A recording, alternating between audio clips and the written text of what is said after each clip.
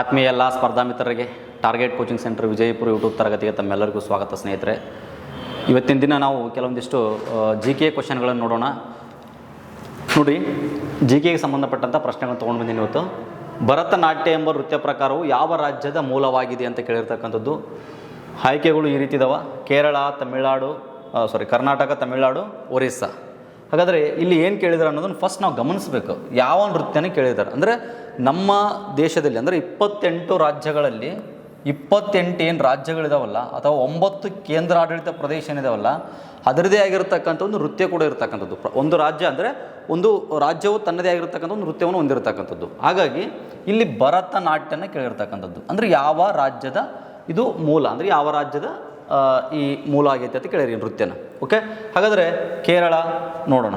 ಹಾಗಾದರೆ ಇಲ್ಲಿ ಡಿಲೀಟ್ ಮಾಡಬೇಕು ಫಸ್ಟ್. ನೋಡಿರಿ, ಕರ್ನಾಟಕ ಆಗಲ್ಲ, ಯಾಕಂದರೆ ಆಲ್ರೆಡಿ ನಾವು ಕರ್ನಾಟಕದ ನೃತ್ಯನ ನಾವು ತಿಳ್ಕೊಂಡಿರ್ತೀವಿ. ಹಾಗಾಗಿ ಈ ಭರತನಾಟ್ಯ ಅನ್ನೋದು ಕರ್ನಾಟಕಕ್ಕೆ ಸಂಬಂಧಿಸಿಲ್ಲ, ಹಾಗಾಗಿ ಡಿಲೀಟ್ ಮಾಡಬೇಕು ಇಲ್ಲಿ. ಇನ್ನು ಕೇರಳ ನೋಡಬೇಕು. ಯಾರಿಗೆ ಅದು ನೋಡಿರಿ, ಕೇರಳದಲ್ಲಿ ಫೇಮಸ್ ಆಗಿರ್ತಕ್ಕಂಥ 2 ನೃತ್ಯಗಳಿದಾವೆ, ಕಾಮನ್ನಾಗಿ ಎಲ್ಲರಿಗೂ ಗೊತ್ತಿರತಕ್ಕಂಥದ್ದು ಅದು. ಹಾಗಾಗಿ ಇಲ್ಲಿ ಅಂದರೆ ಎಕ್ಸಿಟ್ ಮಾಡ್ತಕ್ಕಂಥ ಪ್ರಯತ್ನ ಮಾಡಬೇಕು, ಡಿಲೀಟ್ ಮಾಡ್ತಕ್ಕಂಥ ಪ್ರಯತ್ನ ಮಾಡಿದ್ರೆ ನಿಮಗೆ ಈಸಿ ಆಗುತ್ತೆ. ನೋಡಿ, ಹಾಗಾದರೆ ಒರಿಸ್ಸಾ ಇವೆರಡರಲ್ಲಿ ನೋಡಬೇಕು. ಅಕಸ್ಮಾತ್ ನಿಮಗೆ ಇವೆರಡರಲ್ಲಿ ಏನೂ ಗೊತ್ತಿಲ್ಲ ಅಂದರೂ ಗೆಸ್ ಮಾಡಿದ್ರು ಇದರ ಯಾವುದಾದ್ರು ಒಂದು ಏನಾಗ್ತದೆ ಆನ್ಸರ್ ಆಗ್ತದೆ. ಹಾಗಾದರೆ ಇದಕ್ಕೆ ಸರಿಯಾದಂಥ ಉತ್ತರ ಯಾವುದಂತ ನೋಡೋದಾದ್ರಿಗಿನ ಭರತನಾಟ್ಯ ಅನ್ನುವಂಥ ಒಂದು ನೃತ್ಯ ಪ್ರಕಾರ ಯಾವ ರಾಜ್ಯಕ್ಕೆ ಸಂಬಂಧಪಟ್ಟದಂದ್ರೆ ತಮಿಳುನಾಡಿಗೆ ಸಂಬಂಧಪಟ್ಟ ಸ್ನೇಹಿತರೆ. ಓಕೆ, ಹಾಗಾದರೆ ಕೇರಳ ರಾಜ್ಯಕ್ಕೆ ಸಂಬಂಧಪಟ್ಟ ನೃತ್ಯಗಳು ಯಾವುವು ಒಂದು ನೋಡ್ರಿ. ಇಲ್ಲಿ ಕಥಕ್ಕಳಿ, ಇನ್ನೊಂದು ಮೋಹಿನಿಯಟ್ಟಂ ನೋಡ್ರಿ. ನೆಕ್ಸ್ಟ್ ಕರ್ನಾಟಕ ಯಕ್ಷಗಾನ, ತಮಿಳುನಾಡು ಭರತನಾಟ್ಯ. ಕ್ವಶನ್ ಆಗಿರೋದೆ ಇದರ ಮೇಲೆ ಭರತನಾಟ್ಯ. ಇನ್ನು ಒರಿಸ್ಸಾ ಇದರ ನೃತ್ಯ ಒಡಿಸ್ಸಿ. ಓಕೆ, ಇಷ್ಟು ನಿಮಗೆ ಗೊತ್ತಿರಬೇಕು. ಬಟ್ ನಾ ಹೇಳಿದೆ ಆಲ್ರೆಡಿ 28 ರಾಜ್ಯದಲ್ಲಿಯೂ ಕೂಡ ನೃತ್ಯಗಳಿದಾವೆ. ನಿಮಗೆ ಬೈ ಚಾನ್ಸ್ ಇಲ್ಲಿ ಏನಿರ್ತದೆ ಅದ್ರಿಗೆ ಒಂದಿಸಿರಿ ಅಂತ ಕೇಳ್ತಾರೆ ಎಕ್ಸಾಮಲ್ಲಿ. ಒಂದಿಸಿ ಬರಲಿಕ್ಕೆ ಕೇಳ್ತಾರೆ, ಆ ಚಾನ್ಸ್ ಕೂಡಿದೆ. ಸರಿಯಾದದ್ದನ್ನು ಆರಿಸಿ ಅನ್ನುವಂಥ ಕೇಳ್ತಕ್ಕಂಥ ಸಾಧ್ಯತೆ ಇರುತ್ತೆ. ಸರಿಯಾದದ್ದು ನೋಡ್ರಿ, ಸರಿಯಾದದ್ದು. ಅಥವಾ ತಪ್ಪಾದದ್ದು ನೋಡ್ರಿ, ತಪ್ಪಾಗಿದ್ದು ಯಾವುದು, ಅಥವಾ ತಪ್ಪಾದದ್ದು.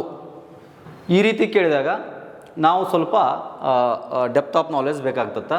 ಎಕ್ಸ್ಟ್ರಾ ನಾವು ತಿಳ್ಕೊಂಡಿರಬೇಕು. ಬೇರೆ ಬೇರೆ ರಾಜ್ಯದ ನಾವು ಓದಿರ್ಬೇಕು ನೃತ್ಯಗಳನ್ನು ನೋಡಿ. ಹಾಗಾದರೆ ಈ ಥರ ಬಂದಾಗ ನಮ್ಮ ಅಕ್ಕಪಕ್ಕದ ರಾಜ್ಯಗಳದ್ದು ಫಸ್ಟ್ ತಿಳ್ಕೊಂಡಿರಬೇಕು. ಎಕ್ಸಾಂಪಲ್ ಮಹಾರಾಷ್ಟ್ರದ್ದು, ತಮಿಳುನಾಡು, ಕೇರಳ, ಆಂಧ್ರ ಪ್ರದೇಶ, ಈ ರೀತಿ ಇರ್ತಕ್ಕಂಥ ನೃತ್ಯಗಳನ್ನು ನಾವು ಕರೆಕ್ಟಾಗಿ ತಿಳ್ಕೊಂಡಿರಬೇಕು. ಅಷ್ಟೇ ಅಲ್ಲಿದ್ದಾಗ ಮೋಸ್ಟ್ ಇಂಪಾರ್ಟೆಂಟ್ ಏನಂದ್ರಿಗಿನ ಶಾಸ್ತ್ರೀಯ ಸ್ಥಾನಮಾನ ಪಡೆದ ನೃತ್ಯಗಳು ಕೂಡ ಇದಾವೆ. 8 ನೃತ್ಯಗಳಿದೆ ನೋಡ್ರಿ. ಡೈರೆಕ್ಟ್ ಕ್ವಶನ್ ಕೇಳ್ಬೋದು. ಏನು ಕೇಳ್ಬೋದು? ಶಾಸ್ತ್ರೀಯ ಸ್ಥಾನಮಾನ ಪಡೆದ ನೃತ್ಯಗಳ ಸಂಖ್ಯೆ ಎಷ್ಟು ಅಂತ ಕೇಳ್ಬೋದು. 8. ಇನ್ನೂ ಇದ್ರ ಮೇಲೆ ಪ್ರಶ್ನೆ ಮಾಡ್ತಾನೆ. ಏನು ಪ್ರಶ್ನೆ ಮಾಡ್ತಾನೆ ಅಂತಂದರೆ, ಈ ಕೆಳಗಿನ ಯಾವ ನೃತ್ಯ ಶಾಸ್ತ್ರೀಯ ಸ್ಥಾನಮಾನ ಪಡೆದಿಲ್ಲ ಅಂತ ಕೇಳ್ತಾನೆ ಎಕ್ಸಾಮಲ್ಲಿ. ಅವಾಗ ನೀವೇನು ಮಾಡಬೇಕು? 8 ನೃತ್ಯಗಳನ್ನು ತಿಳ್ಕೊಂಡಿರಬೇಕು. ಯಾವ 8 ನೃತ್ಯಗಳು? ಒಂದು ಮಣಿಪುರಿ ನೋಡ್ರಿ, ಒಂದು ಯಾವುದು? ಮಣಿಪುರಿ. ಇನ್ನೂ ಒಂದು ಕೂಚುಪುಡಿ. ಓಕೆ, ಆನಂತರ ಸಾತ್ರಿಯ,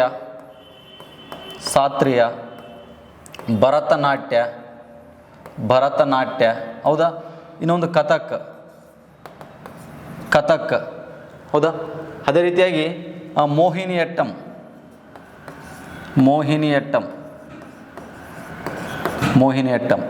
ಕಥಕ್ಕಳಿ,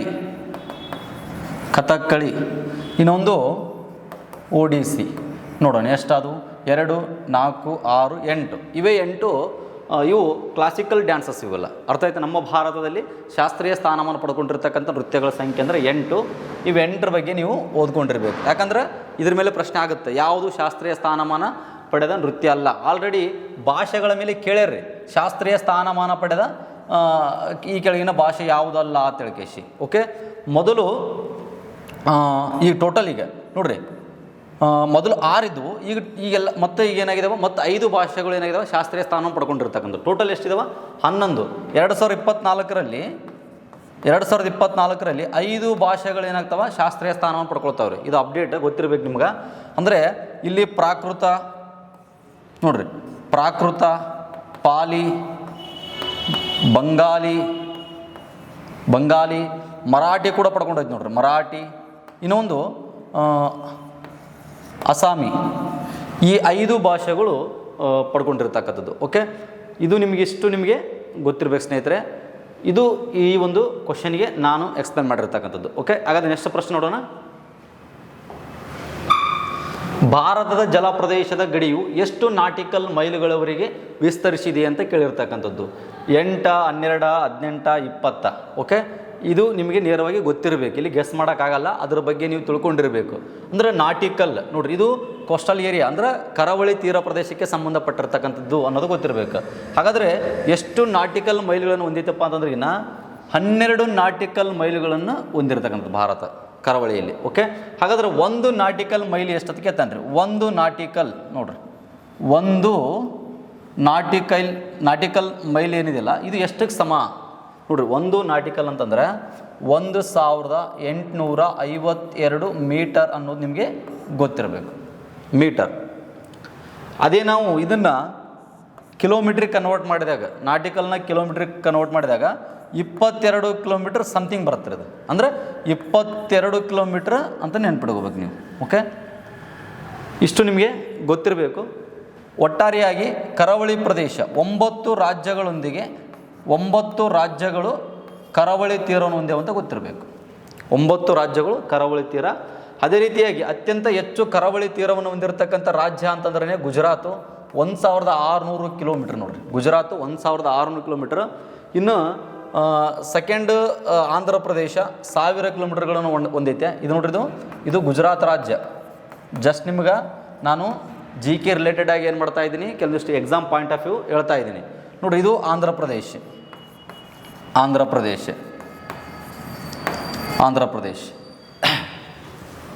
ಹಾಗಾದ್ರೆ ಅತಿ ಕಡಿಮೆ ಯಾವುದಂದ್ರೆಗಿನ್ನ ಗೋವಾ 100 ಕಿಲೋಮೀಟ್ರ್. ಗೋವಾ 100 ಕಿಲೋಮೀಟ್ರ್ ಹೊಂದೈತೆ. ನಮ್ಮ ಕರ್ನಾಟಕ 320 ಕಿಲೋಮೀಟ್ರ್ ಕರಾವಳಿ ತೀರ ಹೊಂದೈತೆ. ಕರ್ನಾಟಕ ನೋಡ್ರಿ 320 ಕಿಲೋಮೀಟ್ರ್ ಕರಾವಳಿ ತೀರ ಹೊಂದಿರತಕ್ಕಂಥ ಸ್ನೇಹಿತರೆ. ಹಾಗಾದರೆ ಈ 9 ರಾಜ್ಯಗಳು ಅಂದರೆ ದ್ವೀಪವನ್ನು ಹೊರತುಪಡಿಸಿ, ಅಂದರೆ ಅಂಡಮಾನ್ ನಿಕೋಬಾರು, ಲಕ್ಷದ್ವೀಪ, ಈ ಎಲ್ಲ ದ್ವೀಪಗಳನ್ನು ಹೊರತುಪಡಿಸಿ ಎಷ್ಟು ಕಿಲೋಮೀಟ್ರ್ ಹೊಂದಿದೆಪ್ಪ ಅಂದ್ರೆ 6100 ಕಿಲೋಮೀಟ್ರ್ ಭಾರತ ಕರಾವಳಿ ತೀರವನ್ನು ಹೊಂದಿದೆ ರೀ. ನೋಡ್ರಿ, ಕರಾವಳಿ ಇದು ನಿಮಗೆ ಗೊತ್ತಿರಬೇಕು, 6100 ಕಿಲೋಮೀಟ್ರ್. ಅದೇ ದ್ವೀಪವನ್ನು ಸೇರಿಸಿಕೊಂಡಾಗ ನೋಡ್ರಿ 7516.6 ಕಿಲೋಮೀಟ್ರ್. ಇವೆಲ್ಲ ಭಾಳ ಇಂಪಾರ್ಟೆಂಟ್ ರೀ ಎಕ್ಸಾಮ್ ದೃಷ್ಟಿಯಿಂದ, ನೀವು ಇದನ್ನು ನೆನ್ಪಿಟ್ಕೋಬೇಕು. ನೋಡ್ರಿ 7516.6 ಕಿಲೋಮೀಟ್ರ್. ಅದೇ ಭಾರತ ಅಂದರೆ ಬರೀ 9 ರಾಜ್ಯಗಳಷ್ಟೇ ನಾವು ಇಟ್ಕೊಂಡಾಗ 6100 ಕಿಲೋಮೀಟ್ರ್. ಇವೆಲ್ಲವೂ ಎಕ್ಸಾಮಲ್ಲಿ ಬರ್ತಾವ್ರಿ. ಓಕೆ, ಹಾಗಾಗಿ ನಿಮಗೆ ಗೊತ್ತಿರ್ಬೇಕು ಸ್ನೇಹಿತರೆ. ಅದೇ ರೀತಿಯಾಗಿ ಸಾಗರದ ಆಳವನ್ನು ಅಳೆಯಲು ಬಳಸತಕ್ಕಂಥ ಮಾಪನ ಯಾವುದಂದ್ರೆ ಪ್ಯಾಥಮ್ ಅಂತ ಬಳಸ್ತೀವಿ. ಪ್ಯಾಥಮ್ ಮೀಟರ್ಲೇ ನಾವು ಸಾಗರದ ಆಳವನ್ನು ಬಳಸ್ತೀವಿ, ಅಡಿ ಲೆಕ್ಕಗಳಲ್ಲಿ ಬಳಸ್ತೀವಿ. 1 ಪ್ಯಾಥಮ್ ಅಂತಂದ್ರೆ ಸಮಥಿಂಗ್ 6 ಅಡಿ ಬರ್ತೈತಿ ಅದು. ಎಷ್ಟು? 6 ಅಡಿ ಅನ್ನೋದು ನಿಮಗೆ ಗೊತ್ತಿರಬೇಕು. ಇನ್ನು ಕರಾವಳಿ ಅತಿ ಹೆಚ್ಚು ಕರಾವಳಿ ತೀರವನ್ನು ಹೊಂದಿರತಕ್ಕಂಥ ಪ್ರಪಂಚದಲ್ಲಿ ಅತಿ ಹೆಚ್ಚು ಕರಾವಳಿ ತೀರವನ್ನು ಹೊಂದಿರತಕ್ಕಂಥ ದೇಶ ಅಂದರೆ ಕೆನಡಾ ರೀ. ಕೆನಡಾ ಅನ್ನೋದು ಕೂಡ ನಿಮಗೆ ಗೊತ್ತಿರಬೇಕು, ಕೆನಡಾ. ಓಕೆ, ಇಷ್ಟು ಇದು ನಿಮಗೆ ಗೊತ್ತಿರಬೇಕು ಪಾಯಿಂಟ್. ನೆಕ್ಸ್ಟ್ ನೋಡೋಣ. ನೆಕ್ಸ್ಟ್ ಪಾಯಿಂಟ್ ನೋಡಿ, ಈಶಾನ್ಯ ರೈಲ್ವೆ ವಲಯದ ಪ್ರಧಾನ ಕಚೇರಿ ಎಲ್ಲಿದೆ ಅಂತ ಕೇಳಿರ್ತಕ್ಕಂಥದ್ದು. ಇದು ತುಂಬ ಇಂಪಾರ್ಟೆಂಟ್ ರೀ, ಅರ್ಥ ಆಯ್ತಾ? ಇದು ಕೂಡ ಒಂದಿಸಿ ಬರಲಿಕ್ಕೆ ಡೈರೆಕ್ಟ್ ಕ್ವಶನು ಈ ರೀತಿ ಎಲ್ಲ ಕೇಳ್ತಿರ್ತಾರೆ. ಹಾಗಾಗಿ ನೀವು ಗೊತ್ತಿರಿ, ಈಶಾನ್ಯ ಕೇಳಿದ್ದಾರೆ ನೋಡ್ರಿ. ಈಶಾನ್ಯ ರೈಲ್ವೆ ವಲಯದ ಪ್ರಧಾನ ಕಚೇರಿ ಎಲ್ಲಿದೆ? ಎಕ್ಸಾಂಪಲ್ ನೋಡ್ರಿ, ಈಗ ನಾವೊಂದು ರಫ್ ಹಿಂಗೆ ಒಂದು ನಮ್ಗೆ ಅರ್ಥ ಆಗಲಿಕ್ಕೆ ಒಂದು ಈ ಥರ ಮ್ಯಾಪ್ ಮಾಡಿಕೊಂಡು ನಾವು ಫಸ್ಟ್ ಗುರುತಿಸ್ಕೋಬೇಕು. ಉತ್ತರದ ರೈಲ್ವೆ ವಲಯಲ್ಲಿ ಇದು ನಾರ್ತ್ ನೋಡ್ರಿ, ದೆಹಲಿಯಲ್ಲಿ ಬರುತ್ತೆ ರೀ. ದೆಹಲಿ, ಹೌದಾ? ದೆಹಲಿ ಇದೇನಾ ನೋಡೋಣ, ಇದು ಆಪ್ಷನ್ಸ್ನಲ್ಲೇ ಇಲ್ಲ. ಹಾಗಾದ್ರೆ ನೆಕ್ಸ್ಟ್ ಇಲ್ಲಿ ಚೆನ್ನೈ, ಸೌತಲ್ಲಿ ಯಾವುದು? ಚೆನ್ನೈ. ಈ ಕಡೆ ಮುಂಬೈ ನೋಡ್ರಿ, ಮುಂಬೈ. ಇನ್ನು ಈ ಕಡೆ ಕಲ್ಕತ್ತಾ ನೋಡ್ರಿ, ಕಲ್ಕತ್ತಾ. ಓಕೆ, ಇವು 4 ಅಂತ ಕಾಮನ್ ಆಗಿ ಗೊತ್ತಿರ್ತವೆ. ಇದರಲ್ಲಿ ಬೇರೆ ಬೇರೆ ಆಗ್ತವೆ. ಓಕೆ, ಮತ್ತು ಕೇಂದ್ರೀಯ ಬರ್ತವೆ, ಮತ್ತು ಆಗ್ನೇಯ ಕೇಂದ್ರೀಯ ಬರ್ತವೆ. ಈ ರೀತಿ ಡಿವೈಡ್ ಆಗ್ತಾ ಹೋಗ್ತವ್ರಿ ಅವು, ಅರ್ಥ ಆಯ್ತಾ? ಹಾಗಾಗಿ ಪಶ್ಚಿಮದ ಕೇಂದ್ರೀಯ ವಲಯ, ಉತ್ತರದ ಕೇಂದ್ರೀಯ ವಲಯ, ದಕ್ಷಿಣದ ಕೇಂದ್ರೀಯ ವಲಯ ಅಂತ ಹಿಂಗೆ ಬರ್ತಿರ್ತವೆ. ಬಟ್ ನೋಡೋಣ, ಮುಂದಿನ ಕ್ಲಾಸಲ್ಲಿ ನಾವು ಅದನ್ನು ಡೀಟೇಲ್ಸ್ ಆಗಿ ನೋಡೋಣ. ಬಟ್ ಇಲ್ಲಿ ನೋಡ್ರಿ ಏನು ಕೊಟ್ಟಿದ್ದಾರೆ? ಬಿಲ್ಸಾಪುರ ಕೊಟ್ಟಿದ್ದಾರೆ. ಈ ಬಿಲ್ಸಾಪುರ ಏನಿದೆ ಅಲ್ಲ, ಇದು ಈ ಬಿಲ್ಸಾಪುರ ಆಗ್ನೇಯ ಕೇಂದ್ರೀಯ ವಲಯ ಇದು ನೋಡ್ರಿ, ಈ ಬಿಲ್ಸಾಪುರ ಅನ್ನೋದು ಇದು ಆಗ್ನೇಯ ಕೇಂದ್ರೀಯ ವಲಯ ಆಗಿರೋದ್ರಿಂದ ಇದು ಇಲ್ಲಿ ಆಯ್ಕೆ ಸರಿ ಆಗಲ್ಲ. ಇದು ನಿಮಗೆ ಗೊತ್ತಿರಲಿ. ಓಕೆ, ಇನ್ನು ಗುವಾಹಟಿ ಕೊಟ್ಟಿದ್ದಾರೆ ನೋಡ್ರಿ, ಗುವಾಹಟಿ. ಆ್ಯಕ್ಚುಲಿ ಗುವಾಹಟಿ ಅಥವಾ ಅಸ್ಸಾಂ, ಈ ಅಸ್ಸಾಂ ರಾಜ್ಯ ಏನೈತಲ್ಲ ಇದು ಈಶಾನ್ಯ ಗಡಿನಾಡು ರೈಲ್ವೆ ವಲಯ. ಇದು ಈಶಾನ್ಯ ಗಡಿನಾಡು ರೈಲ್ವೆ ವಲಯ ಬರುತ್ತೆ. ಹಾಗಾದ್ರೆ ಅವ್ರು ಕೇಳಿದ್ದೇನು ಗಡಿನಾಡು, ಇವ್ರು ಕೇಳಿದ್ದು ರೈಲ್ವೆ ವಲಯ ಕೇಳಿದಾರೆ, ಗಡಿನಾಡಲ್ಲ. ಹಾಗಾಗಿ ಇದು ಬರಲ್ಲ. ಇನ್ನು ಕೋಲ್ಕತ್ತಾ, ಈ ಕೋಲ್ಕತ್ತಾ ಏನೈತಲ್ಲ ಇದು 3 ವಲಯಗಳನ್ನು ಹೊಂದಿರತಕ್ಕಂಥದ್ದು. ಒಂದು ಪೂರ್ವದ ವಲಯ, ಹೌದಾ, ಇನ್ನೊಂದು ಆಗ್ನೇಯ ವಲಯ ಅಂದರೂ ಕೂಡ ಕೋಲ್ಕತ್ತಾನೆ. ಆಗ್ನೇಯ ರೈಲ್ವೆ ವಲಯ ಅಂದರೂ ಕೋಲ್ಕತ್ತಾ. ನೋಡ್ರಿ, ನೀವು ಕನ್ಫ್ಯೂಸ್ ಆಗಬೇಡ್ರಿ. ಆಗ್ನೇಯ ಕೇಂದ್ರೀಯ ವಲಯ ಅಂತಂದರೆ ಬಿಲ್ಸಾಪುರ್, ಛತ್ತೀಸ್ಗಢದ ಬಿಲ್ಸಾಪುರ್. ಅದೇ ಆಗ್ನೇಯ ವಲಯ ಅಂತ ಕೇಳಿದ್ರೆ ಕಲ್ಕತ್ತಾ ಹಾಕಬೇಕು. ಕನ್ಫ್ಯೂಸ್ ಮಾಡ್ತಾರೆ ನಿಮಗೆ ಎಕ್ಸಾಮಲ್ಲಿ, ನೀವು ಇದನ್ನು ನೆನ್ಪಿಟ್ಕೋರಿ. ಇನ್ನು ಅದೇ ರೀತಿಯಾಗಿ ಇನ್ನೊಂದು ಮೆಟ್ರೋ ವಲಯ ಎಲ್ಲಿ ಕಂಡು ಬರುತ್ತೆ, ಮೆಟ್ರೋ ವಲಯ ಕೂಡ ಕಲ್ಕತ್ತಾದಲ್ಲಿ ಕಂಡು ಬರುತ್ತೆ ಸ್ನೇಹಿತರೆ. ಇದು ನಿಮಗೆ ಗೊತ್ತಿರಬೇಕು. ಇವು 3 ಭಾಳ ಇಂಪಾರ್ಟೆಂಟ್. ಇನ್ನು ಹಾಗಾದರೆ ಇವು 3 ಅಂತ ಅಲ್ವೇ ಅಲ್ಲ. ಹಾಗಾದರೆ ಸರಿಯಾದಂಥ ಉತ್ತರ ಯಾವುದು ಅಂತ ನೋಡಿದಾಗ answer is D, right answer. ನೋಡ್ರಿ, ಈಶಾನ್ಯ ರೈಲ್ವೆ ವಲಯದ ಪ್ರಧಾನ ಕಚೇರಿ ಎಲ್ಲಿದೆ ಅಂದ್ರೆ ಉತ್ತರ ಪ್ರದೇಶದ ಗೋರಖ್ಪುರಲ್ಲಿ ಇದೆ. ಇದು ನಿಮಗೆ ಗೊತ್ತಿರಬೇಕು. ಇನ್ನು ಇಂಪಾರ್ಟೆಂಟ್ ಪಾಯಿಂಟ್ ದೃಷ್ಟಿ ಅಂದರೆ ಎಕ್ಸಾಮ್ ದೃಷ್ಟಿಯಿಂದ ಹೇಳೋದ್ರಿಗಿನ ನೀವೊಂದು 2-3 ಪಾಯಿಂಟ್ಗಳು ನೆನಪಿಟ್ಕೋಬೇಕು. ಏನು ನೆನಪಿಟ್ಕೋಬೇಕಪ್ಪ ಅಂತಂದ್ರೆ, ಈ ಪೂರ್ವ ಕರಾವಳಿ ತೀರದ ರೈಲ್ವೆ ವಲಯ ಕೇಳ್ತಾರೆ. ಪೂರ್ವ ಕರಾವಳಿ ತೀರದ ರೈಲ್ವೆ ವಲಯ ಯಾವುದಂದ್ರಿಗಿನ ಒಡಿಸ್ಸಾ, ಕಟಕ್. ಓಕೆ, ಇದು ನಿಮಗೆ ಗೊತ್ತಿರಬೇಕು. ಅದೇ ರೀತಿಯಾಗಿ ಮತ್ತೆ ಕರಾವಳಿ ಕೇಳ್ತಾರೆ, ಪೂರ್ವ ಅಲ್ಲ ದಕ್ಷಿಣದ ಕರಾವಳಿ ಕೇಳಿದಾಗಿನ ನೀವು ವಿಶಾಖಪಟ್ಟಣನ ನೆನ್ಪಿಟ್ಕೋಬೇಕು. ವಿಶಾಖಪಟ್ಟಣ, ಇದು ನಿಮಗೆಲ್ಲ ಚೆನ್ನಾಗಿ ನೆನ್ಪಿಟ್ಕೋಬೇಕು. ಆಮೇಲೆ ನಾನು ಕೇಂದ್ರೀಯ ವಲಯ ಅವೆಲ್ಲ ಹೇಳ್ತೀನಿ. ಹಿಂಗೆಲ್ಲ ಉತ್ತರದ ಕೇಂದ್ರೀಯ ಅಲಹಾಬಾದ್ ಬರುತ್ತೆ. ಓಕೆ, ಇನ್ನು ಪೂರ್ವದ ಕೇಂದ್ರೀಯ ವಲಯ ಬಿಹಾರದ ಹಾಜಿಪುರ್ ಬರುತ್ತೆ. ಪಶ್ಚಿಮದ ಕೇಂದ್ರೀಯ ವಲಯ ಜಬ್ಬಲ್ಪುರ್ ಬರುತ್ತೆ. ಇನ್ನು ಇದೇ ರೀತಿಯಾಗಿ ದಕ್ಷಿಣದ ಕೇಂದ್ರೀಯ ವಲಯ ಮತ್ತು ಈ ಸಿಕಿಂದ್ರಾಬಾದ್ ಬರುತ್ತೆ. ಈ ರೀತಿ ನಾನು ಮುಂದೆ ನಿಮಗೆ ನೀಟಾಗಿ ಒಂದು ಚಾರ್ಟ್ ಹಾಕಿ ಹೇಳ್ತೀನಿ ಸ್ನೇಹಿತರೆ. ಓಕೆ, ನೆಕ್ಸ್ಟ್ ಪ್ರಶ್ನೆ ನೋಡೋಣ ನಾವು. ಬರಾಕ್ ಅಣು ವಿದ್ಯುತ್ ಸ್ಥಾವರ ಡ್ಯಾಸ್ನಲ್ಲಿ ಇದೆ ಅಂತ ಕೇಳಿರೋದು. ನೋಡ್ರಿ, Iraq, Iran, Japan, UAE, United Arab Emirates. ಹಾಗಾದರೆ ಇದಕ್ಕೆ ಸರಿಯಾದಂಥ ಉತ್ತರ ಯಾವುದು ಅಂತಂದಾಗ ಡಿ ಆಗುತ್ತೆ ಸ್ನೇಹಿತರೆ. UAE ಅನ್ನೋದು ಇದಕ್ಕೆ ಸರಿಯಾದ ಉತ್ತರ. ಬರಾಕ್ ಅಣು ವಿದ್ಯುತ್ ಸ್ಥಾವರ ಎಲ್ಲಿ ಕಂಡು ಬರುತ್ತೆ ಅಂದ್ರಿಗಿನ ಇದು UAE ಅನ್ನೋದು ಗೊತ್ತಿರಬೇಕು. ಓಕೆ, ಇನ್ನು ಇಲ್ಲಿ ಇಂಪಾರ್ಟೆಂಟಾಗಿ ನಮ್ಮ ಭಾರತದ ಅಣು ವಿದ್ಯುತ್ ಸ್ಥಾವರಗಳ ಮೇಲೆ ನಾವು ಫೋಕಸ್ ಮಾಡಬೇಕು. ನೋಡಿರಿ, ನಮ್ಮ ಭಾರತದಲ್ಲಿ 7 ಅಣು ವಿದ್ಯುತ್ ಸ್ಥಾವರಗಳಿದಾವೆ ರೀ. ಎಷ್ಟಿದಾವೆ ರೀ? 7 ಅಣು ವಿದ್ಯುತ್ ಸ್ಥಾವರಗಳಿದಾವೆ. ಯಾವ್ಯಾವ ರಾಜ್ಯದಲ್ಲಿದ್ದಾವೆ ಅಂತಂದ್ರಿಗಿನ ಗುಜರಾತಲ್ಲಿದೆ. ನೋಡಿರಿ, ಗುಜರಾತ್ ರಾಜ್ಯದಲ್ಲಿದೆ ಕಾಕ್ರಾಪುರ್ ಅಂತೇಳಿ ಕೇಶಿ. ನೋಡಿರಿ, ಕಾಕ್ರಾಪುರ್ ಅಣು ವಿದ್ಯುತ್ ಸ್ಥಾವರ ಐತೆ. ಓಕೆ, ಅದೇ ರೀತಿಯಾಗಿ ರಾಜಸ್ಥಾನದಲ್ಲಿ ಕೂಡ ಇದೆ ರೀ. ನೋಡಿರಿ, ರಾಜಸ್ಥಾನ್ ರಾವತ್ ಭಟ್ ಅಂತೇಳಿ ಕೇಸ್ರಿ, ರಾವತ್ ಭಟ್ ಅಣು ವಿದ್ಯುತ್ ಸ್ಥಾವರ ಐತ್ರಿ. ನೆಕ್ಸ್ಟು ಉತ್ತರ ಪ್ರದೇಶದಲ್ಲಿ ಐತ್ರಿ. ಉತ್ತರ ಪ್ರದೇಶ ನರೋರಾ, ಉತ್ತರ ಪ್ರದೇಶದಲ್ಲಿ ನರೋರಾ. ಓಕೆ, ತಮಿಳ್ನಾಡಿನಲ್ಲಿ 2 ಇದಾವೆ ರೀ.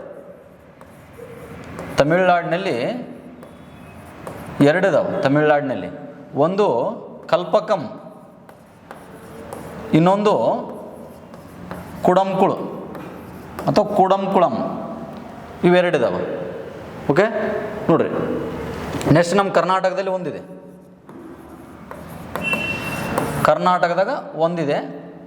ಇದು ಕೈಗಾ.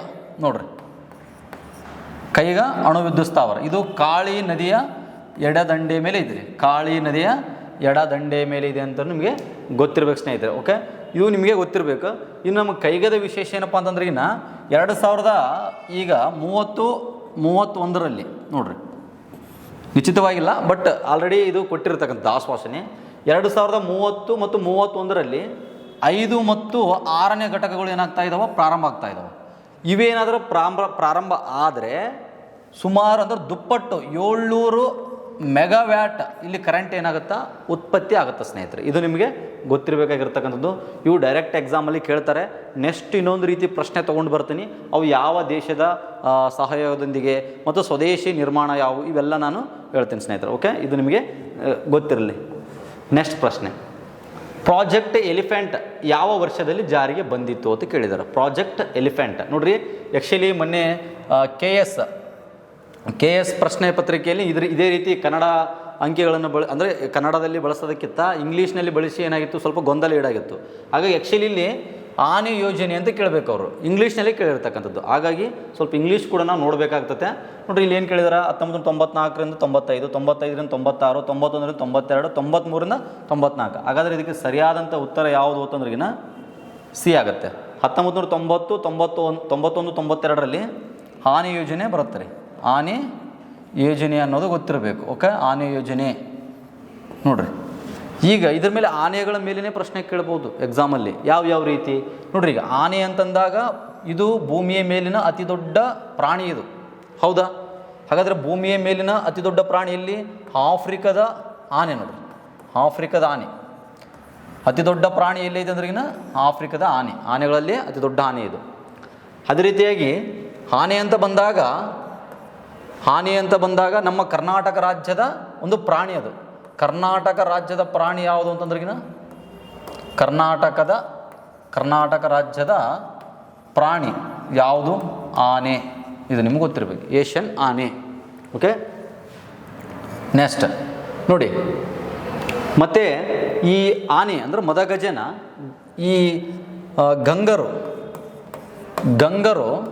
ತಮ್ಮ ರಾಜ ಲಾಂಛನವನ್ನಾಗಿ ಏನು ಮಾಡಿದರು, ಸ್ವೀಕರಿಸಿದ್ರು. ಇದು ನಿಮಗೆ ಕೂಡ ಗೊತ್ತಿರಬೇಕು. ಗಂಗರ ರಾಜ ಲಾಂಛನ ಯಾವುದಂದ್ರಿಗಿನ ಮದಗಜ.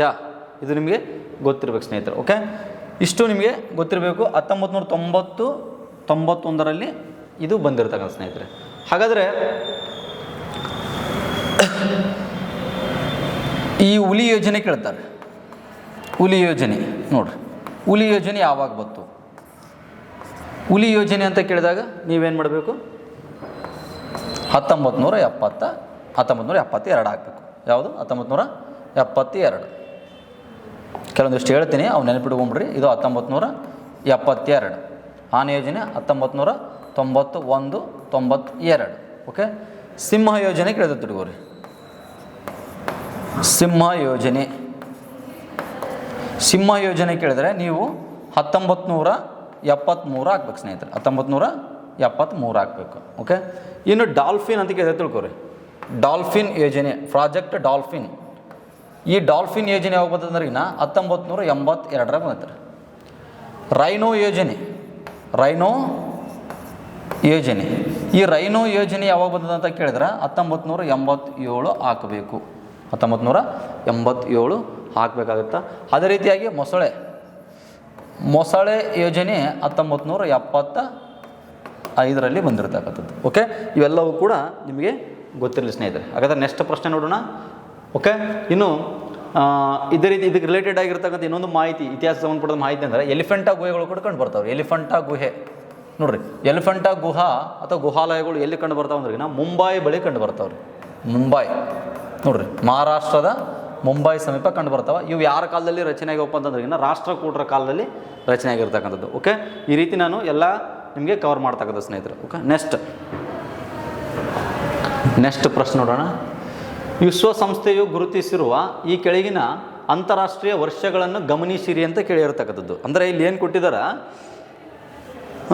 2022 ಅಂತಾರಾಷ್ಟ್ರೀಯ ರಾಸಾಯನಶಾಸ್ತ್ರದ ವರ್ಷ ಅಂತೇಳಿ ಏನು ಮಾಡಲಾಯ್ತತ್ತ, ಗುರುತಿಸಲಾಯ್ತತ್ತ. 2023 ಅಂತಾರಾಷ್ಟ್ರೀಯ ಬೇಳೆಕಾಳುಗಳ ದಿನ ಅಂತೇಳಿ ಘೋಷಣೆ ಮಾಡಲಾಯ್ತತ್ತ. ಹಾಗಾದರೆ ಮೇಲಿನ ಹೇಳಿಕೆಗಳಲ್ಲಿ ಯಾವ ಹೇಳಿಕೆಗಳು ಸರಿಯಾಗಿವೆ ಅಂತ ಕೇಳಿದಿರ್ತಕ್ಕಂಥದ್ದು.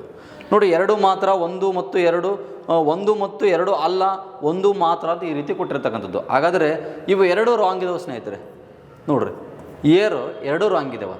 ನೋಡ್ರಿ, 2022ರ ವರ್ಷವನ್ನು ಏನಂದ ಆಚರಣೆ ಮಾಡಲಾಗಿತ್ತು? ಇದು ಅಂತಾರಾಷ್ಟ್ರೀಯ ಗಾಜು ವರ್ಷ ಅಂತ ಘೋಷಣೆ ಮಾಡಲಾಗಿತ್ತು. 2023 ಏನಂತ ಘೋಷಣೆ ಮಾಡಲಾಯಿತು? ಸಿರಿಧಾನ್ಯಗಳ ವರ್ಷ. ಮೋಸ್ಟ್ ಇಂಪಾರ್ಟೆಂಟ್ ಇದು, ಸಿರಿಧಾನ್ಯಗಳ ವರ್ಷ ಅಂತೇಳಿ ಘೋಷಣೆ ಮಾಡೈತಿ. ಹಾಗಾದರೆ ನಿಮಗೆ ಗೊತ್ತಿರಲಿ, ಅಂತಾರಾಷ್ಟ್ರೀಯ ರಾಸಾಯನಶಾಸ್ತ್ರ ವರ್ಷ ಅಂತೇಳಿ ಯಾವಾಗ ಘೋಷಣೆ ಮಾಡಿರ್ತಾರೆ? 2019 ಘೋಷಣೆ ಮಾಡ್ರಿ. ಇದು ನಿಮಗೆ ಗೊತ್ತಿರಬೇಕು. 2019ರಲ್ಲಿ ಅಂತಾರಾಷ್ಟ್ರೀಯ ರಾಸಾಯನಶಾಸ್ತ್ರದ ವರ್ಷ ಅಂದರೆ ಕೋಷ್ಟಕ ವರ್ಷ ಅಂತೇಳಿ ಘೋಷಣೆ ಮಾಡಿರ್ತಕ್ಕಂಥದ್ದು. ಇನ್ನು ಅಂತಾರಾಷ್ಟ್ರೀಯ ಬೇಳೆಕಾಳುಗಳ ದಿನ ಅಂತೇಳಿ 2016 ಘೋಷಣೆ ಮಾಡಿರ್ತಕ್ಕಂಥದ್ದು. 2016ರಲ್ಲಿ. ಇವು ಮೇಲಿನ 2 ಹೇಳಿಕೆಗಳೇನಾಗಿದ್ದಾವೆ ತಪ್ಪಾಗಿರೋದು ಸ್ನೇಹಿತರೆ. ಹಾಗಾಗಿ 1 ಅಲ್ಲ 2 ಅಲ್ಲ ಅನ್ನೋದು ನಿಮಗೆ ಗೊತ್ತಿರಬೇಕು. ಓಕೆ, ಹಾಗಾಗಿ ನಿಮಗೆ ವಿಶ್ವಸಂಸ್ಥೆ ಅಂತಂದಾಗ ವಿಶ್ವಸಂಸ್ಥೆ ಕೂಡ ಸ್ವಲ್ಪ ಕೆಲವೊಂದಿಷ್ಟು ಕೀ ಪಾಯಿಂಟ್ಗಳು ಗೊತ್ತಿರಬೇಕು. ವಿಶ್ವಸಂಸ್ಥೆದ್ದು ಇನ್ನೊಂದು ಅದಕ್ಕಿಂತ ಮುಂಚೆ ಹೇಳ್ತೀನಿ, 2025 ವರ್ಷ ನಿಮಗೆ ನೆನಪಿರಬೇಕು. 2025 ವರ್ಷವನ್ನು ಅಂತಾರಾಷ್ಟ್ರೀಯ ನಿರ್ಗಲ್ಲು ಸಂರಕ್ಷಣಾ ದಿನವನ್ನಾಗಿ ಏನು ಮಾಡಲಾಗಿದೆ, ನಿರ್ಗಲ್ಲು ನೋಡ್ರಿ, ನಿರ್ಗಲ್ಲು ಸಂರಕ್ಷಣಾ ದಿನವನ್ನಾಗಿ ಘೋಷಣೆ ಮಾಡಲಾಗಿದೆ. ಇದು ನಿಮಗೆ ನೆನಪಿರಬೇಕು. ಇನ್ನು 2024 ಒಂಟೆಗಳ ವರ್ಷ ಅಂತೇಳಿ ಘೋಷಣೆ ಮಾಡಲಾಗಿತ್ತು. ಒಂಟೆಗಳ ವರ್ಷ ಅಂತೇಳಿ ಘೋಷಣೆ ಮಾಡಲಾಗಿತ್ತು. ಇದು ಕೂಡ ನಿಮಗೆ ತುಂಬ ಇಂಪಾರ್ಟೆಂಟ್. ಓಕೆ, ಹಾಗಾದರೆ ಕೆಲವೊಂದಿಷ್ಟು ಕೀ ಪಾಯಿಂಟ್ ಎಕ್ಸಾಮ್ ದೃಷ್ಟಿಯಿಂದ ವಿಶ್ವಸಂಸ್ಥೆ ಬಗ್ಗೆ ಏನೇನು ಎಕ್ಸಾಮಲ್ಲಿ ಕೇಳ್ತಾರೆ, ಜಸ್ಟ್ ಒಂದು 2 ರಿಂದ 3 ಪಾಯಿಂಟ್. ಓಕೆ, ಹಾಗಾದ್ರೆ ನೋಡಿರಿ ಏನು ಕೇಳ್ತಾರೆ. ವಿಶ್ವಸಂಸ್ಥೆ ಸ್ಥಾಪನೆ ಆಗಿದೆ ಕೇಳ್ತಾರೆ 1945 ಅಕ್ಟೋಬರ್ 24. ಇದನ್ನೇ ಏನು ಮಾಡ್ತಾರೆ, ವಿಶ್ವಸಂಸ್ಥೆಯ ದಿನ ಅಂತ ಕೇಳ್ತಾರೆ. ವಿಶ್ವಸಂಸ್ಥೆಯ ದಿನ ಯಾವುದಂದ್ರಿಗಿನ ಅಕ್ಟೋಬರ್ 24. ಓಕೆ, ಹಾಗಾದರೆ ವಿಶ್ವಸಂಸ್ಥೆಯ ಕೇಂದ್ರ ಕಚೇರಿಯಲ್ಲಿ ಐತೆ, ನ್ಯೂಯಾರ್ಕ್ನಲ್ಲಿ ಐತೆ, ಅಮೆರಿಕದ ನ್ಯೂಯಾರ್ಕ್ನಲ್ಲಿ ಐತೆ. ಹಾಗಾದರೆ ವಿಶ್ವಸಂಸ್ಥೆಯಲ್ಲಿ ಎಷ್ಟು ಸದಸ್ಯ ರಾಷ್ಟ್ರಗಳಿದಾವೆ, 193 ರಾಷ್ಟ್ರಗಳಿದಾವೆ. ನೋಡ್ರಿ, 193 ರಾಷ್ಟ್ರಗಳಿದಾವೆ. ಹಾಗಾದರೆ ಈ 193 ರಾಷ್ಟ್ರಗಳಲ್ಲಿ 193ನೇ ಕೊನೆಯ ರಾಷ್ಟ್ರ ಯಾವುದಂದ್ರಿಗಿನ ದಕ್ಷಿಣ ಸುಡಾನ್. ನೋಡ್ರಿ, ದಕ್ಷಿಣ ಸುಡಾನ್. ಈ ದಕ್ಷಿಣ ಸುಡಾನ್ ಏನಿದೆಯಲ್ಲ, ಇದು 2011 ಇದು ಸೇರಿತು. ಓಕೆ, ಇದು ನಿಮಗೆ ಗೊತ್ತಿರಬೇಕು ಸ್ನೇಹಿತರೆ. ಇನ್ನು ಇಲ್ಲಿ ವೀಟೋ ಅಧಿಕಾರ ಎಷ್ಟು ದೇಶಗಳು ಹೊಂದಿವಪ್ಪ ಅಂದ್ರಿಗಿನ 5 ದೇಶಗಳು ವೀಟೋ ಪವರ್ನ ಹೊಂದಿರತಕ್ಕಂಥದ್ದು. ವೀಟೋ ಅಧಿಕಾರವನ್ನು ಹೊಂದಿರತಕ್ಕಂಥದ್ದು. ವೀಟೋ ಅಧಿಕಾರ ನೋಡ್ರಿ 5 ದೇಶಗಳು. ಓಕೆ, ಇದು ನಿಮಗೆ ಗೊತ್ತಿರಬೇಕು. ಇನ್ನು ಇದರಲ್ಲಿ ಇಂಪಾರ್ಟೆಂಟ್ ಏನಂದ್ರೆ ಪದೇ ಪದೇ ಎಕ್ಸಾಮಲ್ಲಿ ಕೇಳ್ತಾನೆ, ಅಂದರೆ ನ್ಯಾಯಾಲಯ, ಅಂತಾರಾಷ್ಟ್ರೀಯ ನ್ಯಾಯಾಲಯ ಕೇಳ್ತಾನೆ. ನೆದರ್ಲ್ಯಾಂಡ್ನಲ್ಲಿ ಐತೆ ಅಂತ ಗೊತ್ತಿರಬೇಕು. ಅಂತಾರಾಷ್ಟ್ರೀಯ ನ್ಯಾಯಾಲಯದಿಂದ ನೆದರ್ಲ್ಯಾಂಡಿನ ಹೇಗ್ನಲ್ಲಿ ಐತೆ ಅಂಬುದು ಗೊತ್ತಿರಬೇಕು. ಓಕೆ, ಇವು ನಿಮಗೆ ಕೀ ಪಾಯಿಂಟ. ಈಗ ಸದ್ಯ ಕಾರ್ಯದರ್ಶಿ ಯಾರದಾರ, ವಿಶ್ವಸಂಸ್ಥೆಯ ಕಾರ್ಯದರ್ಶಿ ಯಾರದಾರಪ್ಪ ಅಂತಂದ್ರಿಗಿನ ಅಂಟೋನಿಯೋ ಗುಟೆರಸ್ ಅವರು ಇದ್ದಾರೆ, ಪೋರ್ಚುಗಲ್ ದೇಶದವರು. ನೋಡ್ರಿ, ಅಂಟೋನಿಯೋ ಗುಟೆರಸ್ ಅವರು ಈಗ ಪ್ರಸ್ತುತ ಇದ್ದಾರೆ. ಹಾಗಾದ್ರೆ ಫಸ್ಟಿಗೆ ಯಾರು ವಿಶ್ವಸಂಸ್ಥೆಯ ಮೊದಲ ಕಾರ್ಯದರ್ಶಿ ಯಾರು ಅಂತಂದ್ರಿಗಿನ ಟ್ರಿಗ್ವಿಲಿ ಅಂತ ಬರ್ತಾರೆ, ನಾರ್ವೆ ದೇಶದವರು. ಅವರು ಮೊದಲ ಕಾರ್ಯದರ್ಶಿ. ಇನ್ನು ನಮ್ಮ ಏಷ್ಯಾ ಖಂಡದಿಂದ ಆಯ್ಕೆ ಆದಂಥವ್ರು ಯಾರಪ್ಪ ಅಂದ್ರಿಗಿನ ಮೊದಲ ಕಾರ್ಯದರ್ಶಿ ಯಾರಂದ್ರಿಗಿನ ಯೂತ್ ಆಂಟ್ ಅಂತ ಬರ್ತಾರೆ, ಮಯನ್ಮಾರ್ ಅವರು ಆಯ್ಕೆ ಆಗಿರ್ತಕ್ಕಂಥವ್ರು. ವಿಶ್ವಸಂಸ್ಥೆಗೆ ಕಾರ್ಯದರ್ಶಿಯಾಗಿ ಆಯ್ಕೆ ಆಗಿರ್ತಕ್ಕಂಥ ಏಷ್ಯಾದ ಮೊದಲ ವ್ಯಕ್ತಿ. ಇವೆಲ್ಲ ನಿಮಗೆ ಜಸ್ಟ್ ಒಂದು ಕೀ ಪಾಯಿಂಟ್ಗಳು ಗೊತ್ತಿರಬೇಕು. ಇನ್ನು ಈ ಭಾಷೆಗಳು ಕೂಡ ಎಕ್ಸಾಮಲ್ಲಿ ಕೇಳ್ತಾರೆ. ನೋಡ್ರಿ, 6 ಭಾಷೆಗಳಿದಾವೆ. ಓಕೆ, ವಿಶ್ವಸಂಸ್ಥೆಯಲ್ಲಿ ಎಷ್ಟು ಭಾಷೆಗಳನ್ನು ನಾವು ಇದು ಮಾಡ್ಬೋದಪ್ಪ ಅಂತಂದ್ರೆ 6 ಭಾಷೆಗಳು ಇರ್ತಕ್ಕಂಥ ವಿಶ್ವಸಂಸ್ಥೆಯ ಭಾಷೆಗಳಂತಂದ್ರೆ 6 ಭಾಷೆಗಳು ಅನ್ನೋದು ನಿಮಗೆ ಗೊತ್ತಿರಬೇಕು. ಇಷ್ಟು ಸ್ನೇಹಿತರೆ, ಇನ್ನೂ ಹೆಚ್ಚಿನ ಮಾಹಿತಿ ಹೇಳ್ತೀನಿ. ಇದು ನನ್ನ GK ಮೊದಲ ಕ್ಲಾಸ್ ಆಗಿರ್ತದೆ. ಓಕೆ, ಇದೇ ರೀತಿ ಬೇರೆ ಬೇರೆ ಎಕ್ಸಾಮ್ ಪಾಯಿಂಟ್ ಆಫ್ ವ್ಯೂಯಿಂದ ಬೇರೆ ಬೇರೆ ಕ್ವಶನ್ಗಳನ್ನು ಬಿಡಿಸ್ತಾ ಹೋಗೋಣ. ನಮ್ಗೆ ಒಟ್ಟು ನಾವು ಏನು ಮಾಡಬೇಕು, ಪಾಸ್ ಆಗಬೇಕಾಗಿದೆ ಅಷ್ಟೇ. ಕ್ವಶನ್ ಹೆಂಗಾರ ಬರಲಿ, ಯಾವ ರೀತಿಯಾರ ಬರಲಿ, ಒಟ್ಟು ಅದಕ್ಕೆ ನಾವು ಆನ್ಸರ್ ಮಾಡಬೇಕು. ಹಂಗೆ ನಾವು ಪ್ರಿಪ್ರೇಷನ್ ಆಗೋಣ. ಹಾಗಾಗಿ ನಾವು ಕೂಡ ನಿಮಗೆ ಬೆಂಬಲಕ್ಕೆ ಇರ್ತೀವಿ. ಓಕೆ, ಎಲ್ಲರಿಗೂ ಕೂಡ ಧನ್ಯವಾದ ಹೇಳ್ತಾ ಈ ಕ್ಲಾಸನ್ನು ಇಲ್ಲಿಗೆ ನಾನು ಏನು ಮಾಡ್ತಾಯಿದ್ದೀನಿ, ಎಂಡ್ ಮಾಡ್ತೇನೆ. ಓಕೆ.